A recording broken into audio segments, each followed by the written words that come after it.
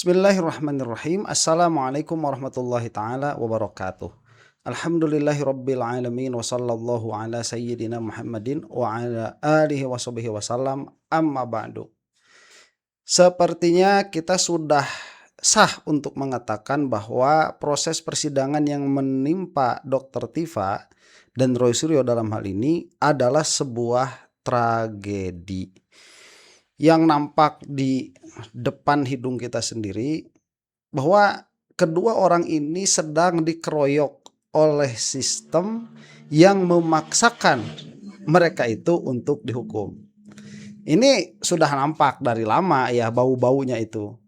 Cuman ya memang karena kecerdasan para penasihat hukumnya sampai sekarang alhamdulillah ya Dr. Tifa dan Roy Suryo itu belum merasakan diambil hak kemerdekaannya. Nah, cuman kalau misalkan hak-hak hukumnya sudah lama itu ya kita saksikan di depan mata kita. Untuk termul mereka mah tertawa saja begitu ya. Apa sih yang mereka tertawakan itu sebetulnya? Mereka itu merasa puas akan apa? Aja karena Jokowi cuma disebut ijazahnya palsu. Roy Suryo juga sama kok disebut ijazahnya palsu. Sama saja sebetulnya sama si Bang Bil, siapa itu Asrul Sani sama juga demikian ya. Obama loh dia tuh muslim aja bukan, muslim aja kagak, tapi tidak psikopat Joko Widodo. Nah, yang mana penyakit psikonya ini dia menular kepada para termulnya. Yang sayangnya kita melihat sekarang proses sistem peradilan pun sama-sama psikopat, sama-sama psiko. Nah, itu adalah ungkapan kekesalan ya, yang mana kita patut bersyukur yang kena itu orang-orang kuat seperti Dr. Tifa dan Roy Suryo. Itu kalau kena sama saya mau udah dari awal nyerah begitu ya. Saya pada begini, udahlah. Saya mau tirakat aja. Saya mau tirakat ini mungkin ya. Coba sama Roy Suryo dan Dr. Tifa, coba tirakat 40 hari.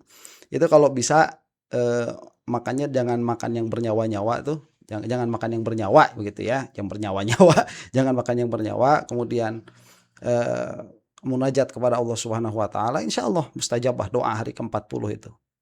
Tumbang semua udah. Ya. Kalau saya mau begitu.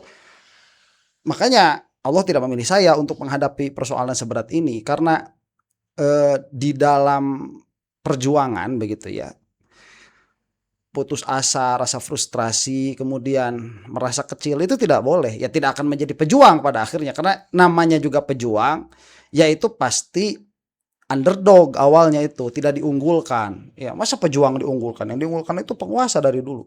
Ya apa namanya itu David and Goliath dari dulu ya seperti itu. Kemudian si Pitung ya begitu. Para pejuang Indonesia memakai bambu runcing, yang pakai tank siapa, yang pakai bambu runcing siapa. Namanya pejuang ya demikian ya. Makanya kita doakan mudah-mudahan beliau-beliau ini bukan hanya dikuatkan oleh Allah Subhanahu wa taala, tetapi diberi jalan keluar yang bisa membasmi orang-orang yang berbuat zalim kepada mereka-mereka ini. Baik, ini adalah konferensi pers pasca di tolaknya ya, ada yang protes terus tuh, tolak NOAA bukan tolak. Iya itu ditolak sudah ya. Bahasa teknisnya macam-macam udah itu ditolak sudah. Itu bahasa hakimnya di dalam putusannya disebut ditolak. Ya, misalnya demikian. Mau NO mau apa sama saja tidak diterima itu. Jadi apalagi ini adalah pra peradilan begitu, sudah tidak ada upaya hukum lanjutan dalam case pra peradilannya. Dalam hal yang lain, itulah yang sekarang akan kita saksikan. Apakah Dr. Tifa ini akan melakukan perlawanan kembali dan apa saja opsinya? Ya, kita dukung ya. Kasihan Dr. Tifa itu. Aduh, Masya Allah. Gimana kalau kena sama keluarga Anda? Coba ya, kena sama ibu Anda gimana? Sama adik, sama kakak Anda gimana? Kena sama anak sendiri gimana begitu? Ya kalau cuman sekedar dituduh ijazah palsu mah sok aja begitu ya. Kalau nggak punya ya memang berarti menyebutkan kenyataan. Kalau memang ada lah, so what? So what? Ya, dua perintah Allah Subhanahu wa taala itulah yang selama sidang di Pengadilan Negeri Jakarta Timur selalu saya sampaikan. Ya, jadi apapun yang terjadi itu semua adalah kehendak Allah ya, dan memang dari sejak awal juga ketika kemudian tanggal 22 Juni 2026 pelimpahan berkas perkara saya sudah dilimpahkan dari Polda Metro Jaya ke Kejaksaan Negeri Jakarta Selatan, dan kemudian sudah disampaikan juga tentang jadwal sidang yang sudah kami jalankan selama 4 kali dan kemudian menghasilkan amar putusan, di mana pada amar putusan itu kami dinyatakan bebas demi hukum. Kami terima itu sebagai sebuah kemenangan, di mana Allah sendiri sudah selalu katakan ya bahwa dunia ini kan permainan dan senda gurau ya. Jadi kami waktu itu menang. Sekarang kami pengajuan kami pada pra pengadilan ini tidak diterima, ya itulah yang terjadi ya. Jadi kita tetap saja, kita semangat, kita tetap optimis ya, kita tetap dengan gembira dan bahagia menjalankan terus proses hukum ini ya dengan penuh semangat, semata-mata bukan karena saya ingin bebas, bukan, semata-mata karena menjalankan apa yang menjadi amanah dari Allah Subhanahu wa taala ya. Jadi kalau memang saya ini menjadi wasilahnya untuk menegakkan keadilan dan kebenaran pada proses perkara hukum yang kita nantikan selama bertahun-tahun ini, maka insya Allah dengan bismillah kita jalankan bersama. Nah, karena sebetulnya itu luar biasa. Ini kekuatan yang dimiliki oleh Dokter Tifa meskipun ibu-ibu ya, itu belum tentu saya miliki kalau saya dalam case yang sama. Lo Jokowi mau apa begitu? Melakukan upaya hukum 1 kali 2 kali, kemudian dilihat ini udah gak bakal bener, ini mah dizolimi saya. Saya mau udahan. Ya udah puasa, saya mau tapa doain terus tuh Jokodok tuh biar jadi kodok beneran. Pada dasarnya adalah inti dari perkara hukum yang menimpa saya ini adalah bagaimana seluruh masyarakat Indonesia itu bisa mendapatkan sebuah kejelasan yang sejelas-jelasnya ya mengenai apa yang selama ini menjadi polemik, yaitu dugaan ijazah palsu mantan Presiden ke-7 Joko Widodo. Dan ketika kemudian sidang pokok perkara ini bisa kita jalankan, ini adalah sebuah kesempatan bagi kita. Tapi sekali lagi saya katakan berkali-kali dalam 470 hari ini ya, bahwa kami sudah melakukan penelitian terhadap 709 dokumen ya, malah ditambah ya, ada beberapa tambahan dokumen lagi, 712 dokumen tepatnya. Dan yang sudah diperiksa itu ada 148 saksi, itu sudah kami teliti dengan sangat seksama. Dan baik, sebentar ya. Ini apabila Dokter Tifa mengatakan bahwa Dokter Tifa ini ingin menguji, dari awal kan begitu ya, ini exercising begitu hukum yang ada di Indonesia, betul, dan ini sudah ada dampak positif yang tidak akan sampai keluar. SEMA itu adalah sebuah putusan positif, saya katakan, hanya saja salah waktu, temponya itu salah. Secara substansi bagus, besok lusa si Febri misalkan udah nggak bisa lagi tuh pra peradilan terus menerus, itu kan celah yang kelihatan dari perjuangannya Dokter Tifa ya. Jadi itu kalau misalkan ya Dokter Tifa masalahnya cuma masalah pencemaran nama baik dan fitnah, itu yang undang-undang ITE kan tidak ada unsurnya, itu kan computer crime lah, kok malah dibawa ke dalam permasalahan ini. Ini sudah ada poin. Jadi perjuangan Dokter Tifa itu di dalam melihat kebobrokan, di dalam membukakan kebobrokan hukum yang ada di Indonesia untuk diperbaiki celah-celah hukumnya, sudah menghasilkan buah ya. Meskipun sekali lagi ini sangat merugikan bagi Dokter Tifa dan Roy Suryo. Dan dengan senang hati nanti kami sampaikan ya, bersama dengan kesaksian para saksi, ada charge maupun para ahli ya di persidangan, andai kata memang sidang pokok perkara harus kami jalankan. Tapi untuk diketahui ya bahwa pada minggu ini ya, tanggal 18 Agustus 2026 kami juga sudah mengajukan pra peradilan yang kedua ya. Kami sudah siapkan karena ada 2 pasal selundupan yang berkali-kali kami sampaikan ya.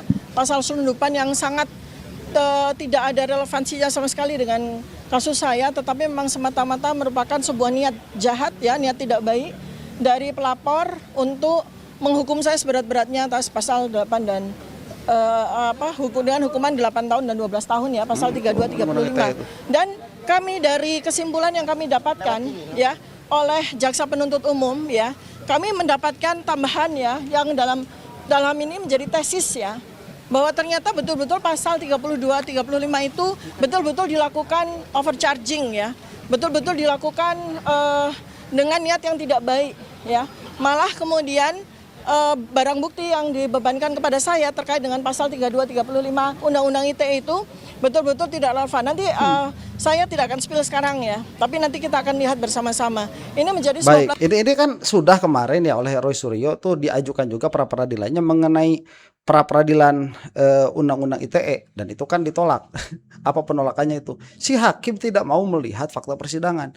Nah, ini nanti akan menarik. Apakah hakim yang sama yang akan mengadili Dr. Tifa dalam hal pra peradilan apabila memang sampai registernya masuk, atau akan hakim yang berbeda gitu. Tetapi mau bagaimanapun sudah ada putusan SEMA, tidak akan berpengaruh putusan pra peradilan ini.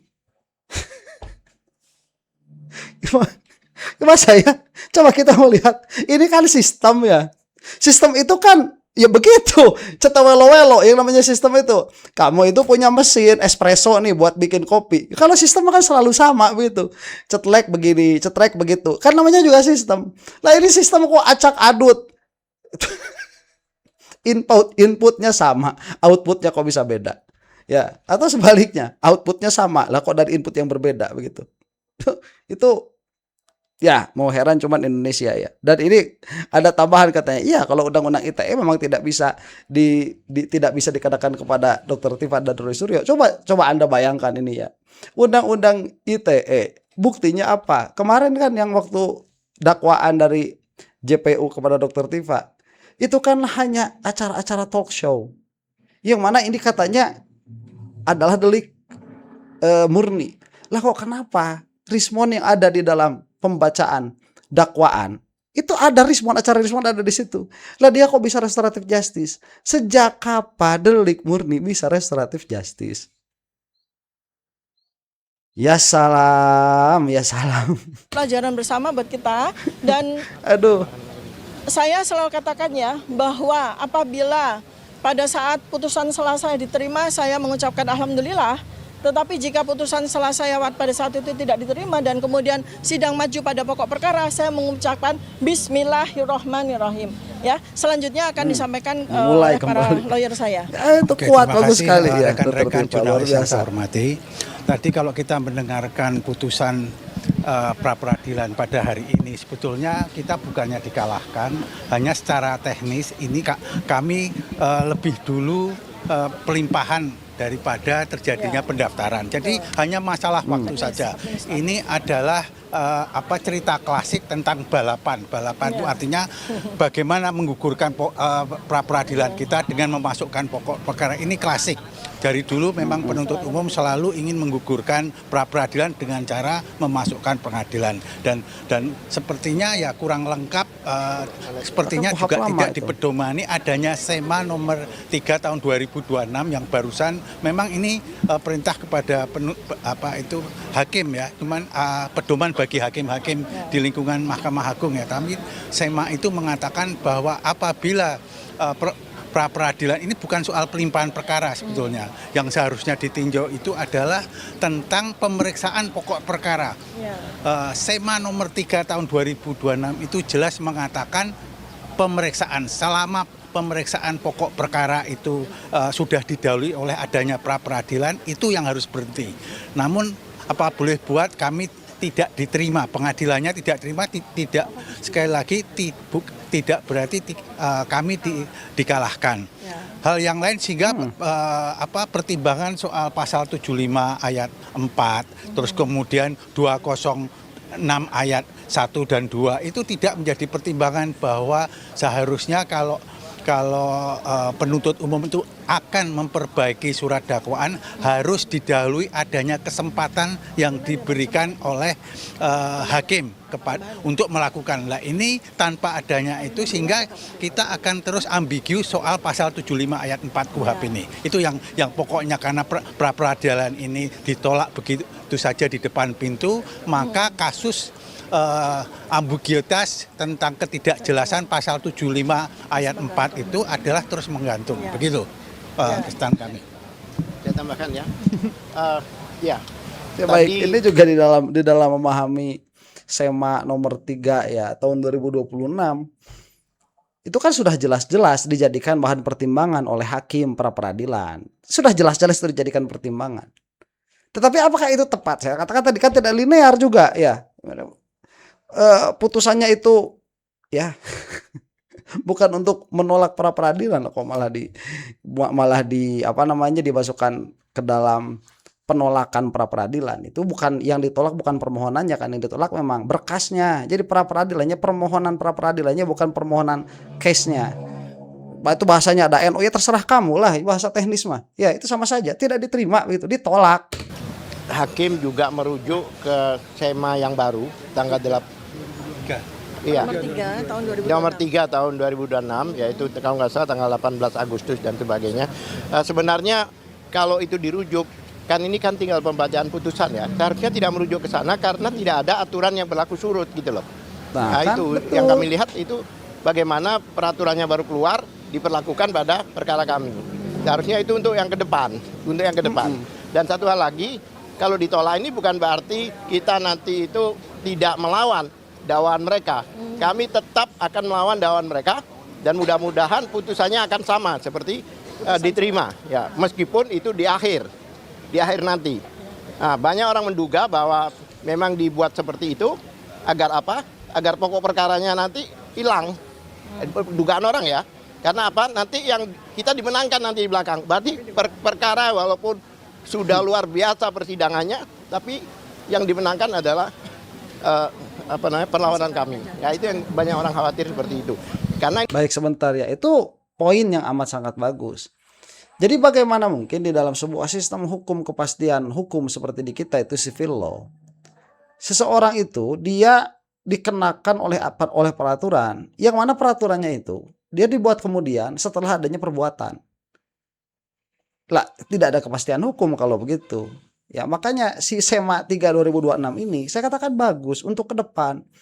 Tapi di dalam pra peradilan saat itu dijadikan pertimbangan oleh hakim pra peradilan kemarin, siapapun namanya itu tadi ya, siapapun namanya itu, dia itu sudah mencederai prinsip berhukum di Indonesia dengan berdalih supaya tidak mencederai prinsip berhukum di Indonesia. Termul dasar. Ya otak sengklek kamu jadi hakim. ini terjadi di Solo. Ya di CLS itu jelas ya. Semua UGM babak belur ini babak belur. Terakhir yang diputuskan malah eksepsinya yang dimenangkan. Lah ini ya, kami khawatir. Jadi jangan dianggap kami tidak melawan, kami melawan. Tapi kalau akhirnya nanti eksepsi itu yang digunakan, kami dimenangkan sehingga perkara ini jadi zong. Ini yang kami khawatir. Udah bertahun-tahun sidang, ternyata yang dilihat adalah putusan eksepsi. Ya kan? Nah, itu yang kami khawatir. Ya, bahkan kami yakin akan dimenangkan di belakang, ya kan? Untuk penyelamatan. Ya, itu ngertilah maksudnya. Ya. Nah itu kamuflasenya si Jokowi itu ya. Nanti ini dia masuk ke persidangan, kemudian dikeluarkan di dalam persidangan itu, terjadilah persidangan itu sengit dan seru karena terlalu banyak di situ kejanggalan-kejanggalan semenjak dari semenjak dari penyidikan. Kemudian di akhir karena hakim memiliki kewenangan sebebas-bebasnya untuk menilai persidangan, maka hakim menyatakan Dr. Tifa diterima eksepsi. Ya udah masuk ditanya nih teman-temannya Jokowi nih, kalaupun ada begitu ya itu nanti. Karena kita kan juga nggak tahu. Nah kayak gini kok tidak ada kepastian. Begini ya, coba lihat ya. Satu contoh saja yang jelas. Sebelum ada SEMA, surat edaran Mahkamah Agung, kan jelas ini bisa melakukan pra peradilan sampai berpuluh-puluh jilid, beratus-ratus jilid. Itu jelas. Karena tadi yang namanya kepastian hukum itu dia predictable. Prediksinya demikian. Oh ini prediksinya bakal lama, pra peradilannya bakal berbulan-bulan atau bahkan bisa jadi 1 tahun pra peradilannya doang begitu. Tiba-tiba ada putusan surat edaran Mahkamah Agung. Kan yang tadinya predictable jadi tidak predictable kan? Boleh tidak ada unsur kaget, unsur surprise di dalam penegakan hukum? Nggak boleh. Ada alasan kenapa kita itu memakai sistem kepastian hukum supaya tidak terjadi kesewenang-wenangan di dalam penegakan hukum. Karena yang namanya manusia itu dia tends to corrupt. Apalagi dalam hal permasalahan ijazah ini. Yang dipermasalahkan adalah Joko Widodo. Dia sudah korupsi sebelum ada permasalahan ini. Ya, kok tiba-tiba banyak elemen surprise-nya. Dari mulai si Bahudi 52M itu udah lama gak saya sebut namanya itu. Mudah-mudahan cepat. Koit juga yang bersangkutan itu. Aduh. Ada yang lain. .id ya. Ada lagi. Karina. Karena Agak geser. Sini. Tengah Bu. Ya. Oh iya, sorry. Assalamualaikum warahmatullahi wabarakatuh. Kami Baik, saya ucapkan kira dalam hal ini sudah cukup ya. Apakah nanti akan ada apa namanya? Ya sudahlah, saya kira sudah cukup sampai di sini. Insya Allah besok lusa akan kita lanjutkan lagi tentang permasalahan yang lebih seru lagi karena ya ini mah tontonan yang gak ada habisnya ya. Kita tonton ya bermasalah, kita nggak tonton juga mereka meraup semua atensi pada akhirnya ya. Terus gimana dong? Nah inilah kalau sudah terus gimana dong kita bisa ngapain? Kan sedikit-sedikitnya dengan hati itu dirubah itu sedikit-sedikitnya ya. Dan Anda yang menonton ini sudah berkontribusi lah, kita ini sebagai suatu komunitas kok. Komunitas berbangsa dan bernegara. Besok lusa mungkin kita akan dipinta pertanggungjawabannya oleh Allah Subhanahu wa taala. Kullukum ra'in wa kullukum mas'ulun 'an ra'iyati. Itu kan sudah demikian adanya. Ya. Ya entah apakah dengan memperhatikan permasalahan ini, memberikan dukungan, itu sedikit banyak akan melepaskan kita dari dosa berjamaah menjadi sebuah bangsa di Indonesia ini. Ya, mudah-mudahan termul cepat binasa untuk Anda yang bukan termul. Wallahu taala alam bissawab. Assalamualaikum warahmatullahi taala wabarakatuh.